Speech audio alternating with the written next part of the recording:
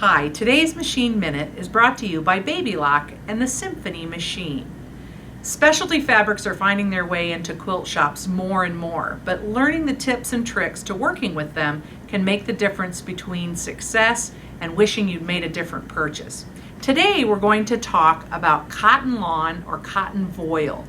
These fabrics are making their way into quilt shops in record number, and most often they were found previously used in children's garments or simple clothing because cotton lawn has a very soft, fine weave to it. The texture of the fabric has great drape, and people thought maybe you could only use it in garments, but it can be used in quilts, just like this one here. This quilt is all made from cotton lawn or cotton voile, and it's a little bit transparent compared to regular quilting cottons. The hand is different and it's quite thin, but there are a few things you can learn about it to make sewing more successful. First and foremost, in your machine you want to use a smaller or finer size needle.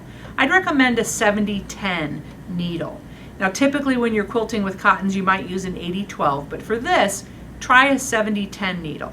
Your thread choice might also be different, and I would suggest using a cotton embroidery thread. Compared to standard all-purpose cotton, cotton embroidery thread is a little bit thinner and a little bit finer and will take up less room in your seam. The other tip you might try is to use spray starch on your pieces as you're preparing them, and that just adds a little stability to the edge that you're sewing along.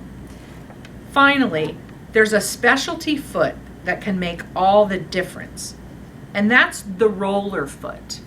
Now, the roller foot is specially made with these little rollers right here. They're textured so that they grab fine fabrics or smooth, silky fabrics. Anything that would be slippery in your machine is when you'd want to use a roller foot, and cotton lawn falls into that category.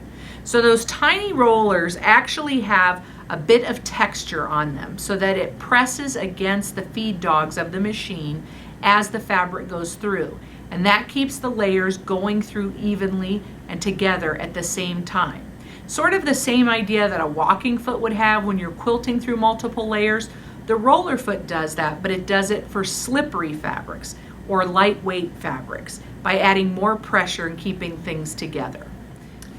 The roller foot simply snaps into place on the machine like any other specialty foot or presser foot would. Snap it on and you're ready to go. Give the roller foot a try on your machine. I'm sure you'll have success.